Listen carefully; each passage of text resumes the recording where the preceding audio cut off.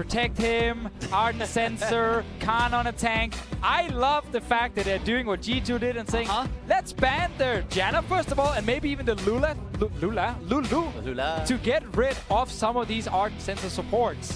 I think it's what Longzhu should do, right? They so stubbornly and successfully stuck to their style during the LCK final and were rewarded for it. That's engaged support, slightly more utility-focused AD carry like an Ashe or a Varus, and then you get that carry top laner because you brought your utility and your engage from your bottom lane, which, even though Khan is that superstar who carries, that's enabled because of how good Praying Gorilla are. Now, Lulu is still open.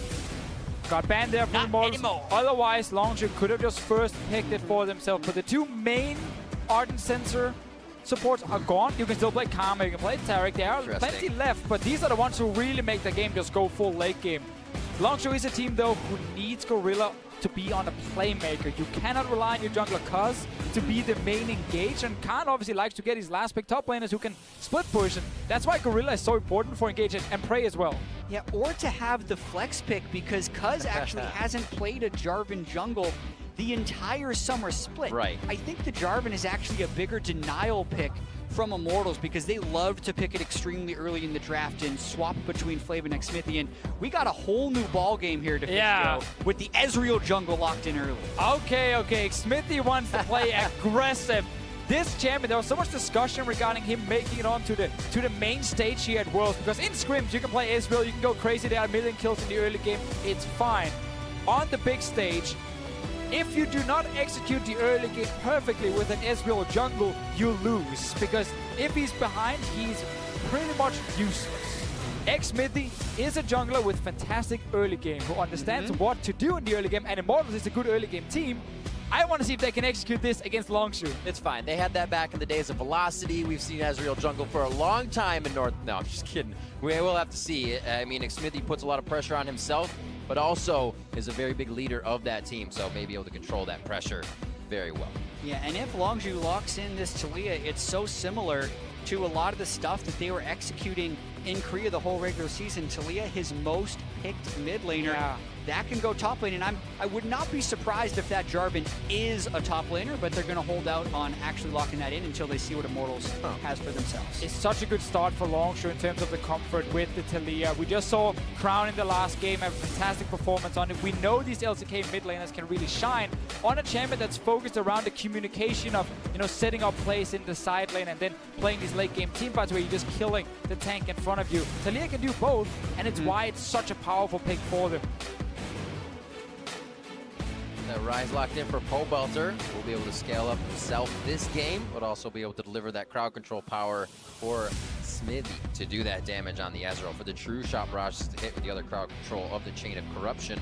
And now the second ban phase. Khan finds his Chase band and the Renekton as well for the side of Flame. I mean, and this is the flexibility that Longzhu have afforded themselves. Jason, Renekton, as well as Jarvan were the three most played top laners for Khan. But what's interesting is Renekton and Jarvan were the two most played top laners for Flame. So getting the Renekton straight out of there, getting the Jace right out of there, you're shrinking these champion pools. And I really wonder if you're going to see a Cho'Gath ban here from Longzhu as well, because that is the go-to power pick on this patch. It's just not something we've seen that much of from Flame. We've had three of them, or two of them so far, a possible third in this game.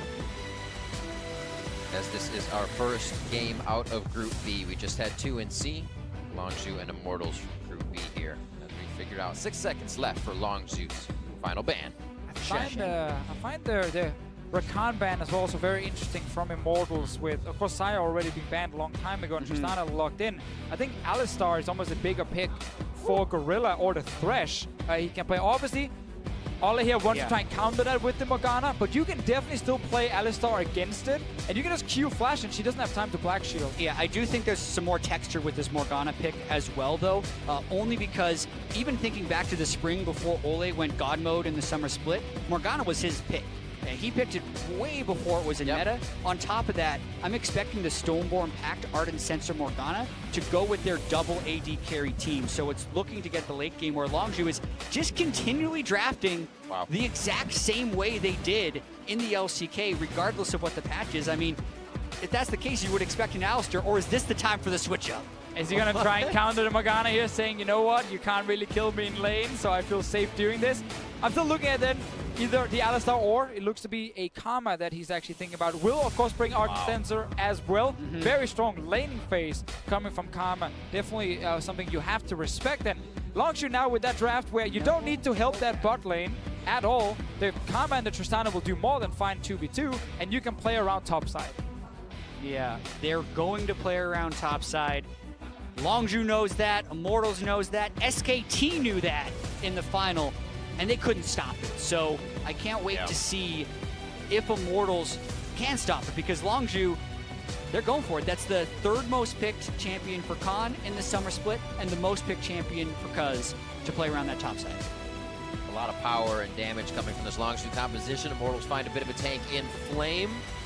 So it could be helping them if they go late game. But then you have Frey on that Tristana. You have that bot lane Arden Sensor coming through.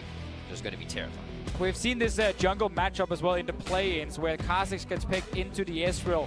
If you get past the first few levels, this Kha'Zix here will have so much kill pressure against Ezreal. You're very squishy as a jungler when you are, funny enough, an 80 carry flying around. If this Kha'Zix gets to level 6, he gets onto you. He can even use his stealth effectively to dodge around and you can't really hit him. It's a kill for the Kha'Zix, and it's a very nice composition that's been drafted here by Longzhu to really have that aggressive jungler that can invade and push priority in mid for BDD to then say, is it time to go top lane? It's probably time to go top lane. And then you can try and tower dive that Maokai. We'll have to see what these teams have for each other. About to be on the Rift. Longzhu versus Immortals, starting off our Group B games here at Worlds 2017. We'll have to see how it goes in. The Ezreal jungle versus Cuz's Kha'Zix.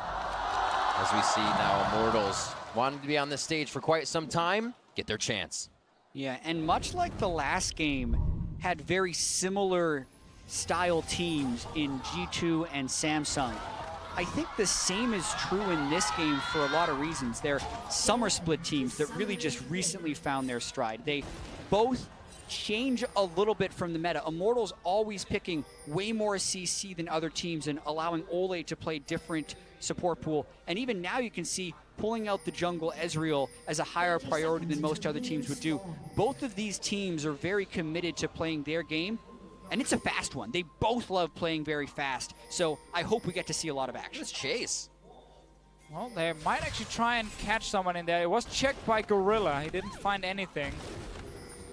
Everyone just ends up backing away. But 2 deep boards plays by Immortals. And when there is an Ezreal jungle, you should get your fast game because he needs to be aggressive early on. Obviously, there is good late game insurance with the Maokai in here, with the Rage Blade Varus as well for late game fights. But in order for Xmithie to have an impact, then we're looking at the early game.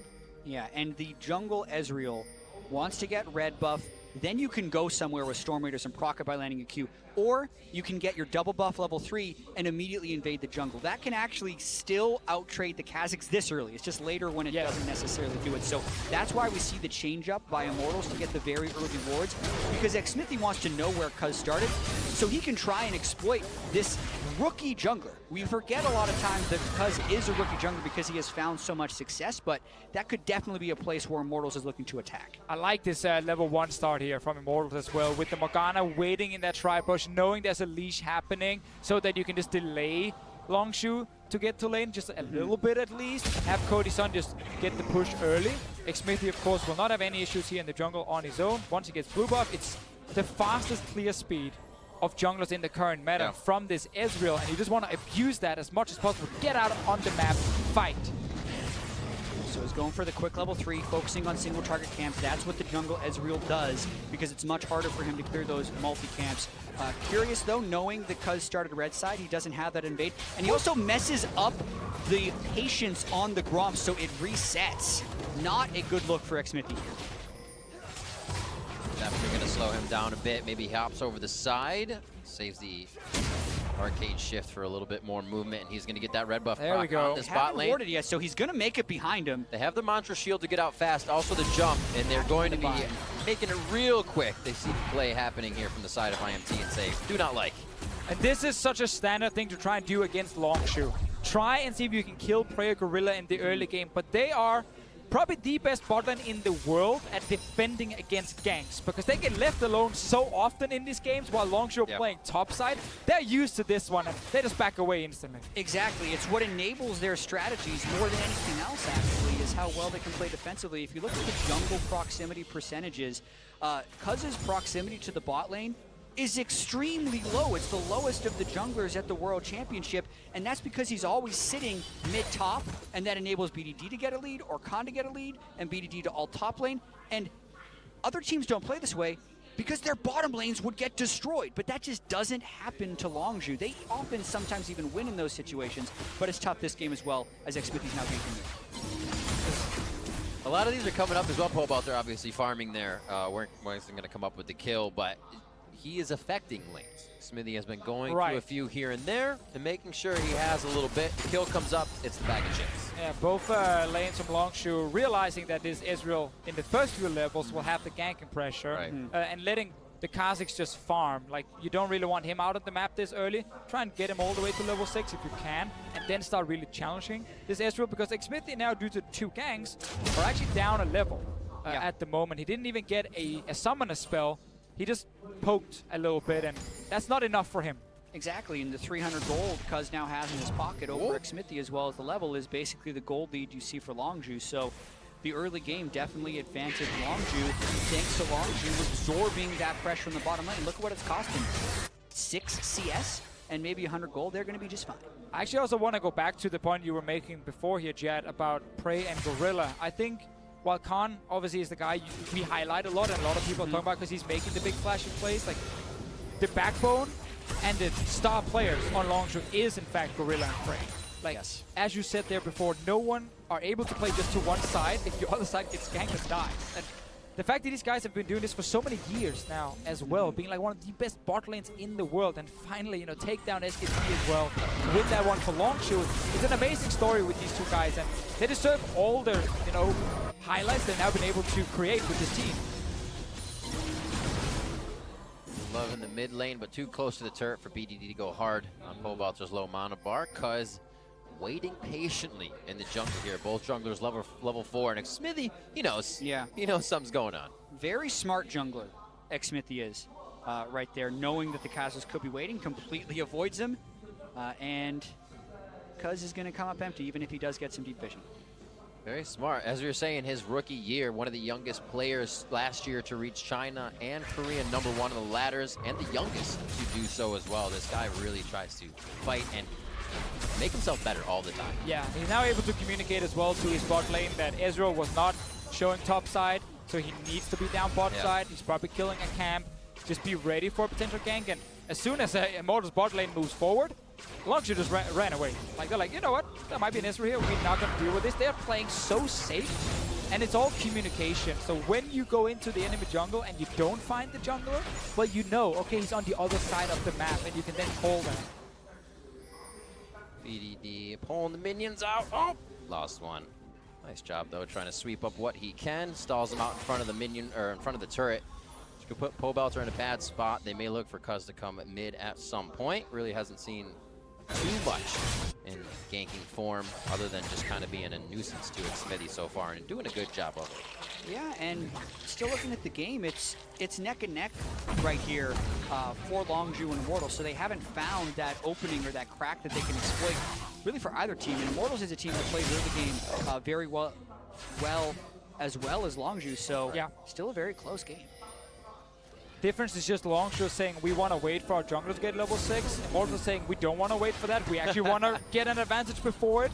So the fact that Longzhu has just been able to kind of sit back and not lose anything to this Ezreal is very big for them. And this Ezreal was first rotation for Xmithy. He was like from the get-go saying, I'm going to play this, I'm going to beat these guys in the early game. The R evolve for the Kazakhs allows him to be so much sneakier in the jungle and often bypass a lot of the wards. It's a go-to Kazakhs evolution nowadays. It's funny though, I see both, you know, with also going like Q early, and typically the junglers are saying, at least in Europe, like if you get a kill early, go for R, play super aggressive on the map, use that extra mobility to just continue to like force fights.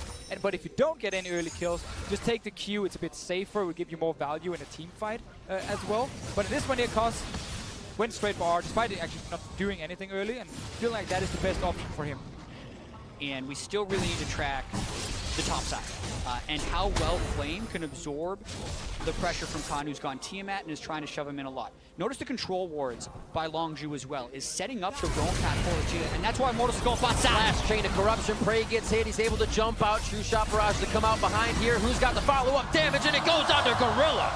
This is going to be the warp out, teleport in. Khan gets himself in a bad spot. Top lane, not a Flame. And this is what we see from Immortals in the NALCS as well. Great setups. Pobelter was moving from that mid lane very early, calling, okay, now we can go for the fight. And Cody-san, with that R flash engage onto Prey, locking him in place, meaning, okay, there is at least one member we can hit at the moment. Prey might even want to look for more because we got a Taliyah coming around. Here's Taliyah. There's no teleport for Ole. He gets caught out in the end. Soul Shackles go down, but he is going to be shackled up by the likes of Longzhu as it's now 1-1. Did not expect Khan to stick around. They thought he was going to be running towards topside as the teleport wasn't matched by Flame, but by sticking around and also roaming down BDD, where they didn't actually have the control wards, they pick up a kill. So it's not like they can only play through the top lane like some top lane focused zombies. They make another play and they even out the game. Well, what we saw there was the fact that Pobelter could move first in mid, so he went down, made his play. When he leaves, you gotta respect that now it's the enemy mid laner's turn, because he's obviously gonna push the wave while you're gone, and when you're stuck in under your tower killing the remaining minions, he's leaving. Yeah. And you gotta be ready for him to join a potential fight. Down the bot lane, Immortals were not ready for it, and that's why they end up giving a kill over to Longzhu and Infernal Drake. I was going to say, Infernal feels good on a Jarvan, Kha'Zix, Chris, Taliyah. A lot of damage there. To see this again. Yeah, I mean, hitting level 6, going for the flash, but not actually looking to chain the CC. It's like Ole and Cody Sendas both took shots, so it means they have to commit a lot. I really like the Realm Warp afterwards. As they get the Realm Warp out, notice the TP cancel. I would expect Khan to actually cancel his as well, but he doesn't.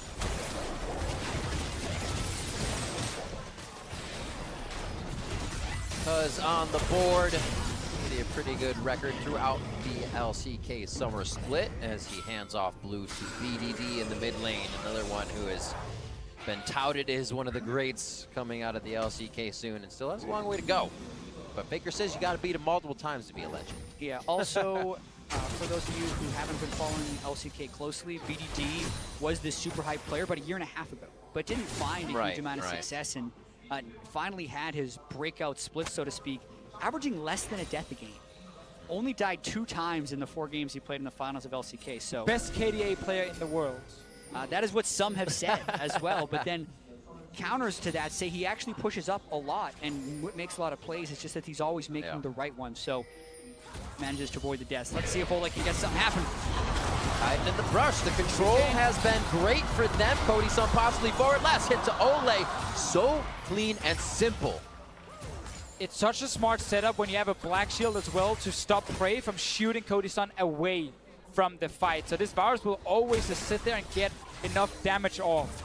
Cody-san is delaying his own rage play by going for Ninja Tappy here, respecting the fact there's a Jarvan and a Kha'Zix potentially joining fights in the bot lane to try and kill him. But that was a nice setup, and it all comes down to Ole landing that binding. That's the support that has been banned away from him over and over. As Immortals get their vision control going, that Fog of War is going to be so deadly because of Ole. He's going to keep making those plays. And one thing we need to track the later we get into this game is how well do Longzhu play without Gorilla on a champion where he can create plays, where he can engage fights. He's sitting back on this Karma here. He's actually telling Khan that it's up to him to start the fights. And that's not a standard setup for Longzhu. You can see Gorilla already have died twice in this lane as well, so Immortals have actually been able to win this early game slightly, but it's still a very good win for them. Exactly. In the North American LCS, Immortals did play around bot lane extremely well with how Xmithie could make those ganks. And we talk about how Prey and Gorilla are so good at playing defense, you don't expect them to die, but Immortals clearly not changing their focus. They're going bot again and again. So he throws the binding down, pushes Gorilla up towards Xmithie with that direction, possibly onto Prey now. Nature's Grasp just misses. No, it gets him! And they come up with another kill!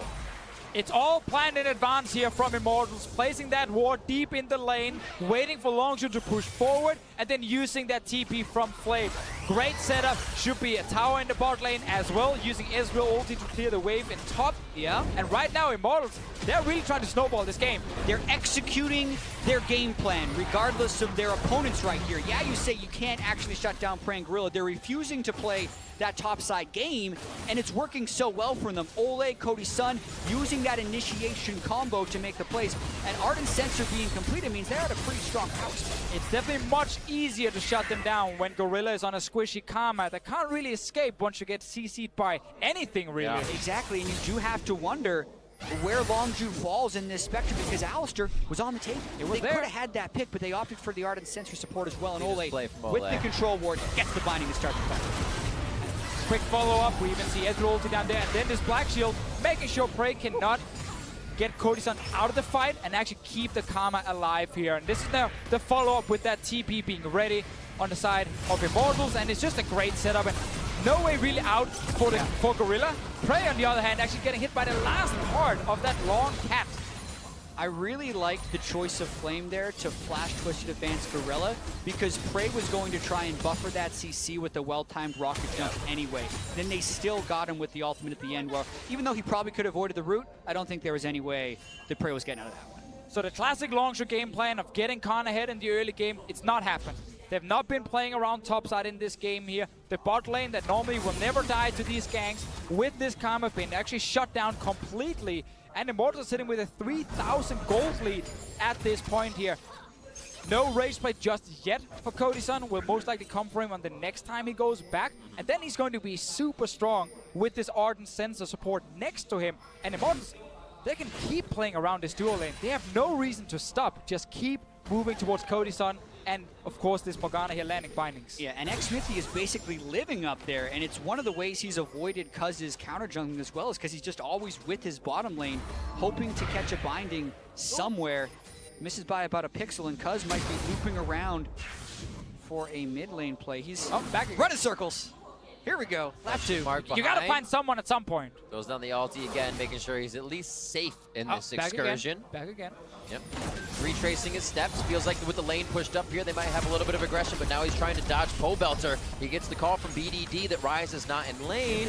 And now they'll be all right. But there they go. Looks like they're going to have to. Shot towards Gorilla. A rooted Prey. Soul Shackle's just in range, but they actually have to back off. Pole Belter warms up after taking a lot of damage. Khan gets the teleport in. Is this the turnaround for Longzhu Gaming? Ole's going to be going down. They lose the support, but that's 2 kills. Tash going over to Longzhu. Xmithy just living as BDD's on the edge of that fight. So they lost that tower and a kill here. Immortals looked like a team that knew they should not try and defend the tower because they had no teleport from Flame. But then at the very end, someone made a call to actually go for the fight, and that backfired. Instantly Khan joins. There's 5 members from Longshot on the top side with Talia ulti coming in, and that's now a kill for them. Sometimes when so many plays have gone well before around the bot side, you get a little over-eager, but I absolutely agree to Fishio. Flame could have traded turrets, or no, he couldn't have traded turrets on the bot side anyway. This was just an indefensible one, so to speak. They landed enough CC, they could get it, and they thought the Realm Warp would be able to get it, but the circles that Cuz was running in that jungle actually found Pole Belter. And that's what took him to 40% health before the fight, and made it so they definitely couldn't match that play from Longshot. Exactly, just by sitting there, knowing, okay, Ryze needs to at least run into the jungle to actually ult to the top lane. Eventually, you get something. Or Ryze just stays mid, and then you get a free tower. Really smart play by Cuz to wait around that jungle, predicting the defense of Immortals on that topside turret. And we'll see if they end up fighting around this Drake, but Longzhu again expended the teleport on that play, means Immortals will now have that teleport advantage for playmaking. And despite Cody Sun getting, you know, all these assists in the early game, sadly for him, no kills. Item-wise, there is Static Shift and BF Sword now for Prey on his side, so he's actually looking very good. And that's an AD carry that lost lane. Yeah. They have found him, though. Instantly going down. He just got himself in a very troublesome position while Cuz tries to play that distraction game. He's also trying to pull Immortals around to say, use your resource spacing on me. They do so and actually come up with an Ocean Drake after that. It's fun to see how much CC Immortals Oh my word! Ooh, nice shot by BDD, pulling out one last Q. and volleying down Xmithy. He did not expect Atelier to move down there and actually meet him in the jungle. But we have seen a few kills now from Immortal's side where they have so much single target CC that's so easy to land. Like, you point and click with Rise or the Maokai, you follow up with a Binding or a Varus ulti, and you keep someone in place for multiple seconds. And again, you don't need to land a skill shot first because you have Rise and Maokai there. Chaining CC has been Immortal's bread and butter during the regular season, but one thing that has been their Achilles heel is their tendency to have random one-off deaths, whether it's Cody's son or Xmithy, that has prevented them from closing out games. As you mentioned, though, flash twisted advance into a whole bunch of CC, and Cuz is dead into the Ocean Drake. But here, he just wants to shift over for some wards. But BDD predicts it, basically. No other reason to be roaming into that spot. Picks himself up a very clever kill. Cody's son also picking one up for himself at 1-0-4. Those early kills to Ole didn't allow Cody's son to really spike as much as he wanted to with an early Rage Blade. Rift Herald here will help to open up the map for Immortals, but we were talking about that vision before. A lot of it's on the bot side. They haven't moved it top. They got to be careful about this exit. We'll secure the Rift Herald at least. Flame actually went back, but TP would be ready, and we have two members from Longshore sitting in the mid lane, so they could not fight. Immortals will get that one, and hopefully for them it rewards them with a tower. It is so even in gold though, with Immortals actually being ahead 3,000 gold just, I feel like a few minutes ago. Then we started playing top lane, they gave Longshore a tower, and they started getting back in, make it even. Exactly. If we've learned anything from watching any other region play against Korea at Worlds, it's the 2,000 gold does not win you a game. You need to do so much more to take them down. One minor misstep from Immortals, and it's an even game once again with a 2-item Tristana who has an Ardent Sensor, but the tank line isn't necessarily there for Longju. We see a very aggressive build coming out from Khan, serrated Dirk after the Warrior enchantment for Cuz, so Longju isn't going to be able to set up these super disciplined team fights and will always run the risk of Flame doing that flash twisted advance on anyone and picking up a kill. And that's actually why I'm very concerned for Longju's team fighting. Like, obviously it's going to come down to individual skill with like Prey and BDD having good positioning, but when it is so simple for Immortals, when they have flash available to lock down a guy, and there are 4 squishy members on Longju's side with this Kha'Zix of course building full damage, it should be very easy to get the initial kill that allows you then to win the fight. This is a good spot for the Rift Herald. They have already dealt enough damage to this tower, and we'll just secure it. Longju backs away. Khan wants to try and get some damage bot lane, but Maokai's already there to defend. Yeah, Flame doing quite a good job shadowing Khan this game, and they have prevented him from necessarily taking over, but something more about Longju and their way they play around Khan. It's not like he's smashing lane every game. They're also giving him a ton of mid to late game resources to make him a very huge late game force. So his CS percentage post 15 minutes is extremely high for top laners, and his gold distribution is also extremely high for Longju. So he will still be a very scary Jarvan who's going to be looking to one-shot, you know, a Varus or a Morgana in the late game. One of the reasons we see Cody's son has gone with the Ninja. He's cruising around, soaking up all the experience he can that is left for him right now. Cuz is just on that top side, making sure the AD carry stays safe. Everything else is Khan's and the rest. Flame and him will meet in just a few. Actually, Flame peels off, maybe to protect something that's going on towards the top side. His teleport's up, so this might just be to get some wards and clear some out. It's also very good for Immortals that they can have Flame with this armor build, just sit and hold the Jarvan for as long as possible. And BDD, if he goes down to that bottom lane to try and kill him, well then suddenly Baron is open. And when you have Rage Blade Varus, like, Baron dies quickly. Ezreal as well with so much single target DPS. Immortals will always have that threat at least to rush towards it, and it's making it hard for Longju to actually go to Khan's lane. And this will end up in, you know, team fight versus team fight. And I'm looking just at Immortals always finding that initial pick with all the chain CC. And that's going to be the question. How well can these teams control vision? And who can get that first initial pick? Because yes, Flame is the tank line that can get that, but there's 4 other squishy people on Immortals. Pobelter, one of the few Rises I've seen who doesn't go Abyssal Mask, is still opting for that Rod of Ages. Makes him more squishy when he's going into these team fights. It just depends on how many AP champions he's faced. Whoa. In this game here, there's an AD jungler and AD top laners. He's like, I don't need that MR. I can just go for a Rod of Ages. If he's against more AP, he's probably going to go Abyssal Mask. 1 ward towards the bottom side, 3 that hook up into Immortals jungle. We saw the damage there from Pobelter. If any more crowd control had hit, cuz he'd be gone. And Ole does not have a chance to get the Dark Bindings out as they just stand in mid lane face to face here. Wards are now trying to be cleared. Immortals taking that ground back as Longzhu are able to find themselves a little bit of ground in the mid game. They back, and we'll see what they come out of base. Yeah, but with the back, it means Immortals has a window to push pretty aggressively here in the mid lane. Still have the Black Shield if any type of engage was attempted by Longzhu. And they're trying to set up for this Infernal Drake. They want to equalize the boosted power from this Drake. Do not want the second one going over to Longzhu, which increases the threshold for Longzhu to get that one shot with something like the Jarvan. They're very close. Looks like they're just going to let this wave even out. Bot lane's getting crushed in right now. Can be handled by Flame. Looks like they're going to have to wait for the fight. The mid lane priority always so important when you're trying to fight for these objectives in the river. Another thing is getting early control wards down when you have Morgana is fantastic too.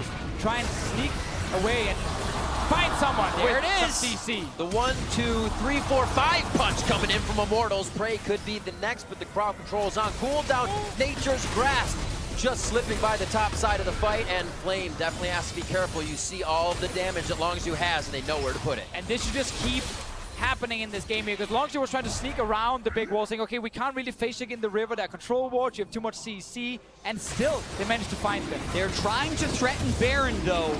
It's rather ambitious as the Drake goes down, but they are on it. All right, Xmity coming up. His smite is going to be down, but it will be up for the time. They're gonna get it. Get there. They have enough damage to make it happen. Ole, it's up to you. Can he get the damage? He cannot. Soul Shackle goes down. The rest of the team's trying to get out, and instantly zeroed out Ole means Khan could be finding himself in the same situation as he stayed too long. Having him with Baron on the side lane would be huge if he can put out the pressure, but it looks like he goes down in the end. And the rest of the team will be able to work with Baron and 3. Even then, Baron in a 2-for-1 kill trait is a great macro call there by Longzhu to secure that objective that Immortals was going to be able to pressure with their pick. That absolutely is critical in keeping them in this game. That maybe even gives them the lead. Such a fast series of events right there. I mean, yeah, we're talking seconds here. You cannot hesitate with this call, because then Immortals will make it in here in time to stop this Baron. So the fact they are so quick to go towards it is actually quite amazing. But obviously, Immortals will get a few kills in return. As long as they can defend now and stall, they still got that Infernal Drake on their side for a bit extra scaling. Yeah, and Infernal Drakes are not equal for both teams. If one team has more benefiters of AP and AD. In this case, like the AD Jarvan versus the tank Maokai means one person that benefits from the Infernal and one person that doesn't really as much. So slightly more effectiveness from the Infernal Drake for Longzhu, but still an incredibly close game. Let's see what the idea of Longzhu is now that they have this Baron. Obviously, we see Prey and Gorilla side by side, those two not leaving each other. The rest of the 3 looks like to be towards that bot lane. Baron's gone. Get that bottom turret down and let these 2 protect mid. Oh, Prey's Prey quite strong in this game here. Already sitting on basically 2 full items at 2 halves. That's all it takes. And then Xmity goes down, and suddenly this Baron buff now means that Longzhu can also push for some towers. No Xmity, Cody's Sun very low. It's those small mistakes from Immortals that keep costing them, and it has been true so much during the regular season. Cody's Sun steps a little too far forward. You've got an Ardent Sensor Trist that runs you down, and then everything just gets used to chase. So this is at least another turret for them, maybe more, as Xmithy's still dead for another 20 seconds. Pobelter on the same score line, but we haven't been able to see the power. Longzhu in, too much control. The inhibitor turret in their eyes here. 27 minutes in. Pobelter on the bottom side of the fight. A double cataclysm going on to Cody's Sun. Ole goes down immediately as Pobelter still looking to deliver the damage from the back, from the side. He can't find his way in. His Flame is in a 4v1. Prey goes to the front side of the fight. There it is. Cuz goes down to the hands of Pobelter. And he is just trying to flex his muscle, but doesn't have that finishing damage, doesn't have enough teammates behind. Here comes Xmity. Pobelter still on the run. Have Longzhu overstayed their welcome, and it looks like it could be just right. BDD backs up. Pobelter just on the edge. Zanyas goes down, and BDD's gonna volley this one home. Prey with the kill secured. Just like that, Longzhu does not relent. The one bit of damage they get on Cody's Sun turns into this, which is an absolute bloodbath and an inhibitor down for Longju. Oh, and we kept talking about the comms here, how Immortals could find that first pick against all the squishies on Longju, but then we just see great shot calling to secure a Baron, and then fantastic play afterwards to use the Baron to really pressure down Immortals. And it's these very quick calls that just makes these Korean teams so good and so hard to beat. And that's not to take away from the game-saving play Pobelter made at the end of this fight, because with Xmithy down and with this clean engage from Longju to take Cody Sun very low and then watch Kazu around the backside, finish off Cody Sun because he stays in stealth for so long, the game could end here. If Pobelter doesn't get off this massive combo to get the spread from his Q onto pretty much everyone on Longju, they could have ended the game with that Baron buff, but they do not, as they chase through to try and get some more kills. Just when you think Pobelter can then also kill BDD, nope, you get to see great kiting with the Talia, steps out of range here also with the ulti, good flash, and a lot of damage onto Pobelter, forcing him then to use the defensive Zhonya's, and obviously he's going to die as soon as he gets out of it. Yeah, and BDD has played nearly a perfect game here. They have the flash down on Pobelter as well. He's trying to get out. Smithy could not. Round warms out. Smithy finding the 45-second death timer, and 45 seconds mean Longju has a long time to work in a 5v4 here. Teleports down as that was Khan coming in, so it looks like they're obviously here to stay and take down bottom inhibitor. And we've now seen Longju, without running again, engage on Gorilla, use the Talia walls so effectively to create catches, and then also just speeding up Praise, sending him forward every single time. Cody Sun blinks, Cody Sun goes down. That's gonna be another kill coming in for Prey, and Khan is the initiator in this one, not stopping a second to think about it because the team is right behind him. And they're not letting everyone respawn, and they just keep getting the picks. 30 minutes in, quite fast games to start off the group stage of World. Longzu going to take down Immortals and start off their group stage in Group B, 1-0. So much of this game was about who could start the fights, because you had so many damage dealers on both sides. And what was so interesting is both teams had many picks that were successful. What decided it is what happens after. How well you can convert those small advantages into big ones. And in that one, in that aspect, Longju were the decisive victors. Right, I mean, the game, you know, dead even. Immortals are getting that Infernal Drake, and that's where that quick call with 4 members comes in from Longju. Secure the Baron, and after that, secure that pick onto Xmithy, and that's what they use to get ahead and snowball the game and finish it very quickly. And individual talent, great shot calling, these are the things we're seeing. And you look at a guy like Prey now, because we talk so much about how this Ardent Sense of Meta might not be the best for Longju. While it does mean that Gorilla are not playing pure engage, it does mean that you have Prey, who's one of the best late game AD carries in the world, who can play with an Ardent Sense of support. And we saw him in a lot of the fights here towards the end show up. Yeah, we have so many questions coming into Worlds as well, and we're starting to get some answers here. Like, will Longju try and